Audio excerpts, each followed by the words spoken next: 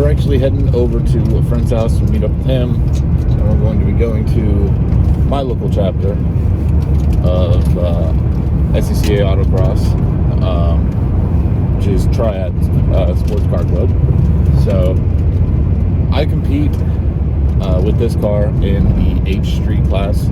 There's classifications for pretty much any kind of car, from EV all the way up to Porsche 911s, Lamborghinis, all that kind of stuff. Granted, some of those classifications are kind of broad, and sometimes you have somebody come out in a fully crazy decked out RSX that will absolutely annihilate a Lamborghini. So what are we going to do in this video? This video, I'm going to try to go through, show you what it's like, what you need to do your first time at a autocross event. Like I said, to me, this is one of the best ways to get in. Is to find the slowest class, get in there with minimal things. There's not a lot you can do. 200 tread wear tire, brakes, sway bar. That's pretty much it. You still have that full interior. I put these straps in. They made a big difference. You can change some of the other interior bits, like your steering wheel and stuff like that. It's not going to add anything to this vehicle, so it's kind of a waste of time at this point. You can add a harness bar. You can do stuff like that. Safety stuff is not counted against you, but if it doesn't add anything, it's not worth it. So some of the drivers meeting and stuff like that, probably talk to my buddy Ryan. This will probably be a little bit long of a video, just so that really going to try to make it to where it helps people get out, be a part of autocross. The community is super awesome, friendly. Like I said, I'll go through some of the things that I have now. I probably won't need them as much this event, and maybe even in the future. Just depends. One thing is, like I said, I just go out to have fun. Yes, obviously I'm competing, but to me it's just kind of going out there. There's people that are definitely a lot faster than me, and with equally capable cars. Like, this is a 2007 Civic Si, 197 horsepower, all those things. But I'm in a class where I'm going up against brand new Civic Sports, which I think they only have like 185 horsepower. But the sophistication of their suspension is better than this. Their differentials, that car is newer, so everything's a little bit better. This also has 279,870 miles as I make this video. So this motor has seen a thing or two, and it's you can hear the brakes. It's probably not making all 197 horsepower anymore. I probably need to go through it.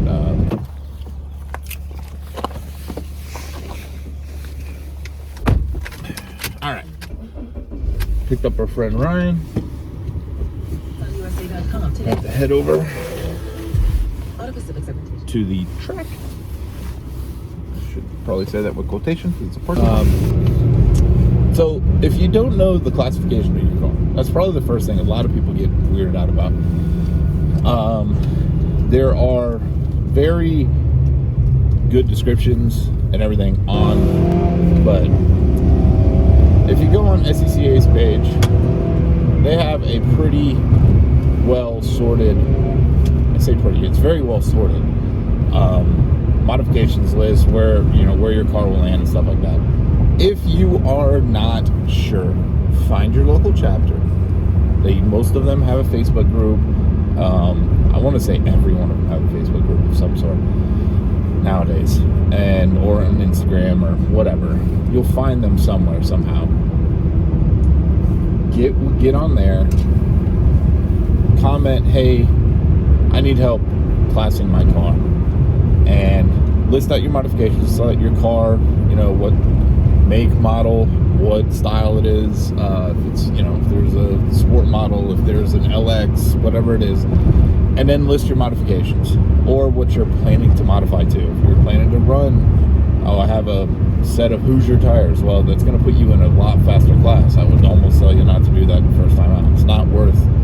It's so much more worth going out on regular crappy ass tires and really understanding and learning what the car does, how it moves around and stuff. That's what I use this for. Is it allows me to understand what I call, and I know plenty of people call their butt dyno. So the seat can feel what the car's doing and you react to it. It teaches you ways to drive spirited but in a controlled manner.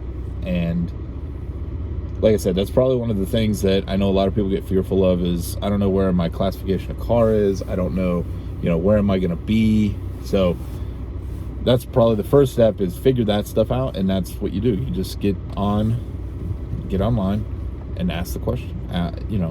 Most of these places are very, very, most everybody here, every organization of SCCA is very friendly. They want you there.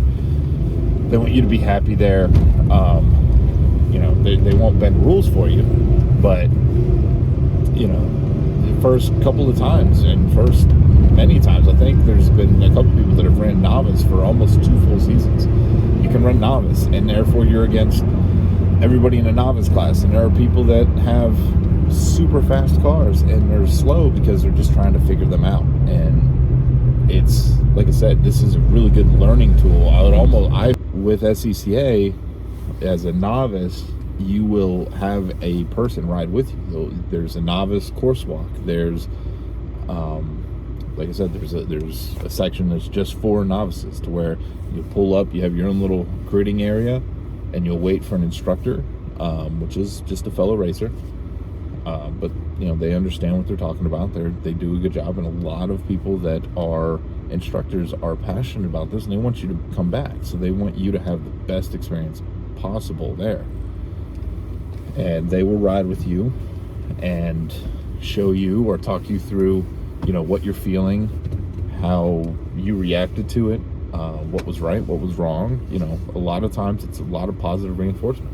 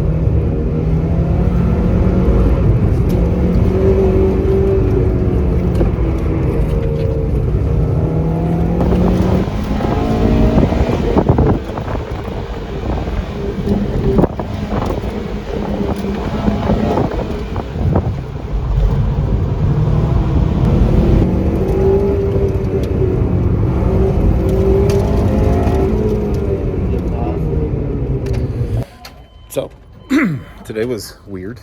We got run group 1. We've never been run group 1. So Corvette starting on behind me. So cold track, super cold tires, all over the place. Once again, just running the Federals, trying to get them out. Or, using what I got. It's just a testing tune. Didn't do as good as I would hope, but I think I only DNF'd once. In other words, I only pulled a Ryan one time. I resemble that remark. Good timing as I get out of the car.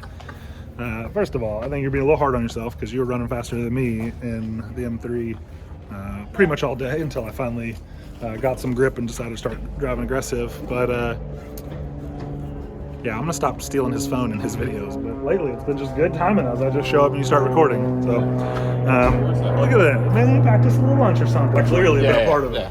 Joining SCCA, first event out. You know, what to do, what to bring, what not to bring. I mean, we have first and foremost, a chair is definitely bring a chair because you're gonna need it. You don't always get this set up, to be fair. You don't even need a helmet, by the way. They have loaner helmets here.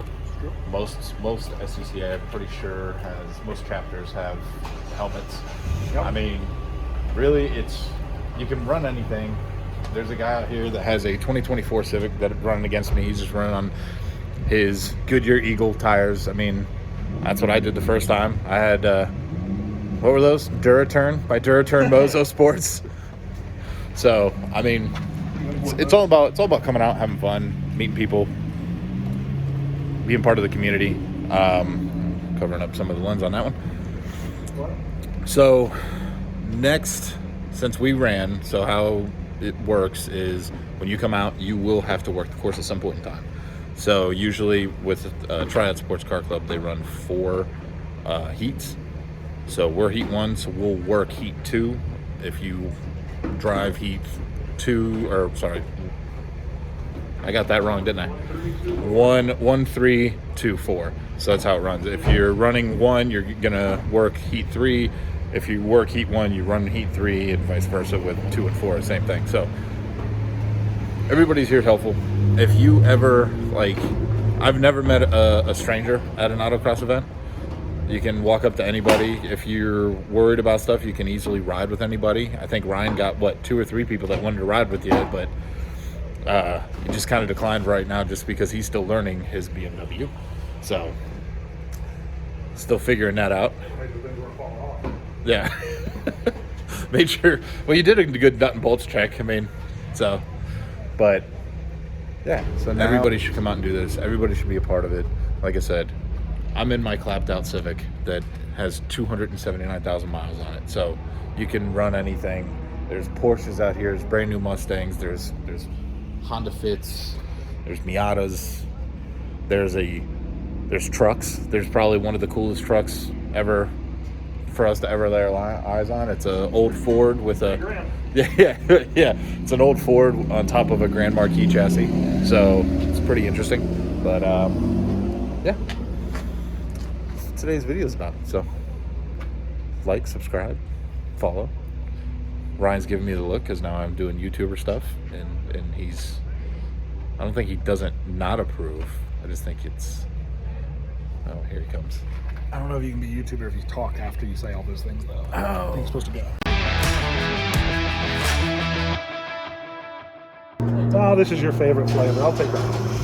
Oh, no, that's your favorite. I mean, it is, but it's also yours, right? No, that's not. No? It's cranberry lime. But that's the one you don't like. Yeah, Black I don't like it. Hell yeah. Oh my god. So when we first met, we bonded over craft beer and bourbon and, certainly motorsports. But nowadays,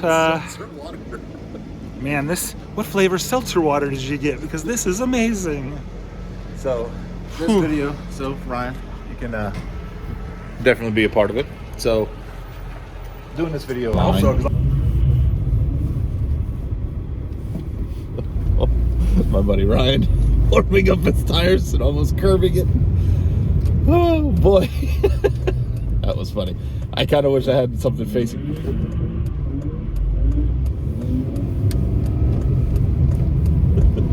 He's just hooning it now.